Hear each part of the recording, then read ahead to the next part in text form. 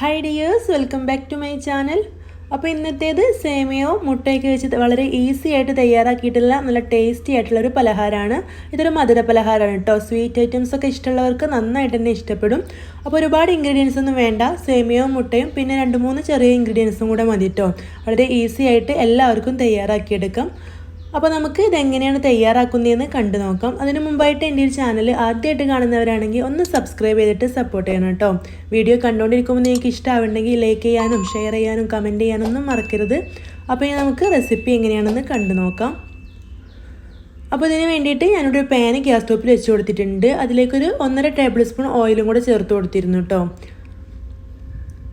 ഇനി ഞാനിതിലേക്ക് ചേർത്ത് കൊടുക്കുന്നത് 1 കപ്പ് സേമിയയാണ്. അപ്പോൾ ഞാനിവിടെ 1 കപ്പ് വെച്ചിട്ടാണ് തയ്യാറാക്കിയെടുക്കുന്നത്.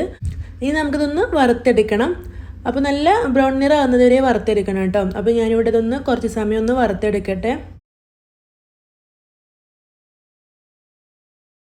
അപ്പോൾ ഇതുപോലെ നിറമൊക്കെ മാറി വന്നിട്ടുണ്ട്. കുറച്ച് അധികം സമയം വറുത്തെടുക്കണം. അതല്ലെങ്കിൽ നമ്മൾ തയ്യാറാക്കിയെടുക്കുന്ന സമയത്ത് ഇത് പെട്ടെന്ന് തന്നെ സോഫ്റ്റ് ആയിട്ട് പോകും. അപ്പോൾ കഴിക്കുമ്പോൾ അത്ര ടേസ്റ്റ് ഉണ്ടാവില്ല കേട്ടോ.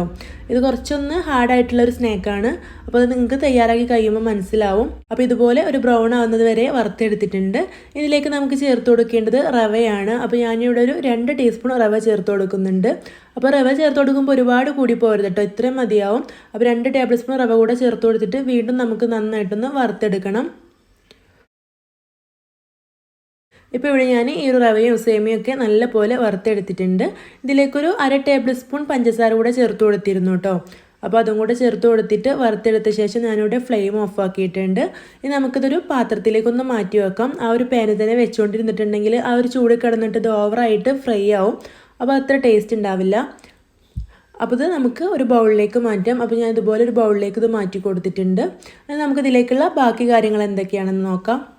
അപ്പോൾ ഇനി ഞാനിവിടെ മിക്സിയുടെ ഒരു ജാറിലേക്ക് മുട്ട ചേർത്ത് കൊടുക്കുന്നുണ്ട്. അപ്പോൾ 2 മുട്ടയാണ് ഇവിടെ എടുത്തിട്ടുള്ളത്. 2 മുട്ടയും പൊട്ടിച്ചിട്ട് ഇതിലേക്ക് ഒഴിച്ചു കൊടുത്തിട്ടുണ്ട്. ഇനി നമുക്കിതിലേക്ക് മധുരത്തിന് ആവശ്യമുള്ള പഞ്ചസാര ചേർത്ത് കൊടുക്കണം. ഒരു 1/2 കപ്പിനടുത്തൊക്കെ ചേർത്ത് കൊടുത്തിട്ടുണ്ട്. അപ്പോൾ നല്ല മധുരം ഉണ്ടായിരുന്നു കേട്ടോ. അപ്പോൾ നിങ്ങൾക്ക് അത്രയൊന്നും വേണമെന്നില്ലെങ്കിൽ നിങ്ങൾക്കൊരു 1/4 കപ്പൊക്കെ ചേർത്ത് കൊടുത്താൽ മതിയാവും. ഇനി ഇതിലേക്ക് ഒരു 1/4 ടീസ്പൂൺ വനില എസൻസ് ചേർത്ത് കൊടുക്കുന്നുണ്ട്. അപ്പോൾ നിങ്ങളുടെ കയ്യിൽ അതില്ലെങ്കിൽ നിങ്ങൾക്ക് ഏലക്കപ്പൊടി ചേർത്ത് കൊടുത്താലും മതി. ഈ ഒരു മുട്ടയുടെ സ്മെല്ലൊക്കെ ഒന്ന് മാറിക്കിട്ടാൻ വേണ്ടിയിട്ടാണ് കേട്ടോ. ഇനി ഒരു മധുരം ഒന്ന് ബാലൻസ് ചെയ്യാൻ വേണ്ടിയിട്ട് ഒരു നുള്ള് ഉപ്പും കൂടെ ചേർത്ത് കൊടുത്തിട്ടുണ്ട്. ഇനി നമുക്കിത് മിക്സിയിലിട്ടിട്ട് നല്ലപോലെ ഒന്ന് അടിച്ചെടുക്കണം. അപ്പോൾ കുറച്ച് സമയം ഒന്ന് ബീറ്റ് ചെയ്യുന്ന പോലെ ഒന്ന് അടിച്ചെടുക്കുക കേട്ടോ. അപ്പോൾ ഞാനിവിടെ ഇത് നല്ലപോലെ അടിച്ചെടുത്തിട്ട് ഈ ഒരു സേമിയത്തിലേക്ക് ചേർത്ത് കൊടുത്തിട്ടുണ്ട്. നമ്മൾ നേരത്തെ വറുത്ത് വെച്ച ആ ഒരു സേമിയത്തിലേക്ക് ചേർത്ത് കൊടുത്തിട്ട് നല്ലപോലെ ഒന്ന് മിക്സ് ചെയ്തെടുക്കാം. അപ്പോൾ ഇത്രയും ചേരുവകൾ ഇതിനാവശ്യമുള്ളൂ. ഇനി നമുക്കിത് എങ്ങനെയാണ് വേവിച്ചെടുക്കുന്നതെന്ന് കണ്ടു നോക്കാം. അപ്പോൾ അതിന് വേണ്ടിയിട്ട് ഞാനിവിടെ ഒരു കേക്ക് ടിന്നാണ് എടുത്തിട്ടുള്ളത്. നിങ്ങൾക്ക് നിങ്ങളുടെ കയ്യിലുള്ള ഏത് പാത്രവും ഇതിന് വേണ്ടിയിട്ട് എടുക്കാൻ പറ്റും കേട്ടോ. ഇതിലേക്ക് ഒരല്പം ഓയിലോ അല്ലെങ്കിൽ നെയ്യോ എന്തെങ്കിലും ഒന്ന് സ്പ്രെഡ് ചെയ്ത് കൊടുക്കണം. അടിയിൽ ഒട്ടിപ്പിടിക്കാതിരിക്കാൻ വേണ്ടിയിട്ടാണ്. ഞാനിവിടെ ഇതിൽ നെയ്യും തേച്ച് കൊടുത്തിട്ടുണ്ട് കേട്ടോ. ഇനി ഇതിലേക്ക് നമുക്ക് ഈ ഒരു ബാറ്റർ ഒഴിച്ചു കൊടുക്കാം. അപ്പോൾ ഇത് നമ്മുടെ കേക്കിൻ്റെ പോലെ ഒരുപാട് പൊങ്ങിയൊന്നും വരില്ല കേട്ടോ. നമ്മളിതിലേക്ക് പൊടികളൊന്നും ചേർത്ത് കൊടുത്തിട്ടില്ല. സേമിയം, റവ, പഞ്ചസാര, മുട്ട മാത്രമേ ചേർത്ത് കൊടുത്തിട്ടുള്ളൂ. ഇനി നമുക്കിത് ആവിയിലാണ് വേവിച്ചെടുക്കേണ്ടത്. അപ്പോൾ ഇവിടെ ഇഡലിത്തട്ടിൽ വെള്ളം വെച്ചിട്ട് നന്നായിട്ട് തിളച്ച് വന്നിട്ടുണ്ടായിരുന്നു. അപ്പോൾ ഇതിലേക്ക് ഇറക്കി വെച്ച് കൊടുക്കുകയാണ്. ഇനി നമുക്കിതൊന്ന് അടച്ചു വെക്കണം. അപ്പോൾ ഇതുപോലെ അടച്ചു വെച്ചിട്ടില്ലെങ്കിൽ ഈ ഒരു വെള്ളം തിളച്ച് വരുന്ന സമയത്ത് നീരാവിയൊക്കെ ഇതിലേക്ക് ഇറങ്ങും കേട്ടോ. അപ്പോൾ ഇതെന്തായാലും അടച്ചു വെക്കണം. ഇനി ഒരു 15 മിനിറ്റ് ലോ ഫ്ലെയിമിലിട്ടിട്ട് ഒന്ന് വേവിച്ചെടുക്കാം. അപ്പോൾ ഇവിടെ ഒരു 15 മിനിറ്റ് കഴിഞ്ഞിട്ടുണ്ട്. ഇവിടെ വെന്ത് വന്നിട്ടുണ്ട്. ഒരു 15 മിനിറ്റ് ആകുമ്പോൾ തന്നെ ഇത് വെന്ത് കിട്ടും കേട്ടോ. വേവ് നോക്കേണ്ട ആവശ്യമൊന്നുമില്ല. ഇനി നമുക്കിത് ചൂടാറിയ ശേഷം ഒരു പാത്രത്തിലേക്കൊന്ന് സെർവ് ചെയ്യാം. അപ്പോൾ ഇത് കണ്ടോ ഇവിടെ റെഡി ആയിട്ടുണ്ട്. അപ്പോൾ ഇതെല്ലാവരും ട്രൈ ചെയ്ത് നോക്കണം. എല്ലാവർക്കും ഇഷ്ടമാവും. നമ്മൾ സ്പൂണോ ഫോർക്കൊക്കെ വെച്ചിട്ട് ഇങ്ങനെ കോരി കഴിക്കാൻ പറ്റിയ നല്ല ടേസ്റ്റി ആയിട്ടുള്ളൊരു സ്വീറ്റ് ആയിട്ടാണ്. ലെയറായിട്ടാണ് ഇതിൻ്റെ ഉൾഭാഗത്തൊക്കെ ഈ ഒരു സേമിയം കിടക്കുന്നത്. അപ്പോൾ ഇതുപോലെ തന്നെ നന്നായിട്ട് വറുത്തെടുത്തിട്ട് വേണം കേട്ടോ ചെയ്യാൻ. അതല്ലെങ്കിൽ ഇത് സോഫ്റ്റ് ആയിട്ട് പോയിട്ടുണ്ടെങ്കിൽ ഇത് കഴിക്കാൻ അത്ര ടേസ്റ്റ് ഉണ്ടാവില്ല. അപ്പോൾ കുറച്ചൊന്ന് ഇതുപോലെ ഹാർഡായിട്ട് എന്നാൽ നല്ല ടേസ്റ്റി ആയിട്ട് സ്വീറ്റ് ആയിട്ടാണ് ഇത് കഴിക്കാൻ നല്ല ടേസ്റ്റ് ഉണ്ടാവുക.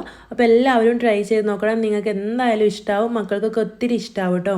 അപ്പോൾ ഇത് നിങ്ങൾ ട്രൈ ചെയ്ത് നോക്കുകയാണെങ്കിൽ അഭിപ്രായങ്ങളെല്ലാം കമൻറ്റായിട്ട് അറിയിക്കണം. വീഡിയോ ഇഷ്ടമായിട്ടുണ്ടെങ്കിൽ ലൈക്ക് ചെയ്യാനും ഷെയർ ചെയ്യാനും സബ്സ്ക്രൈബ് ചെയ്യാനൊന്നും മറക്കരുത് കേട്ടോ.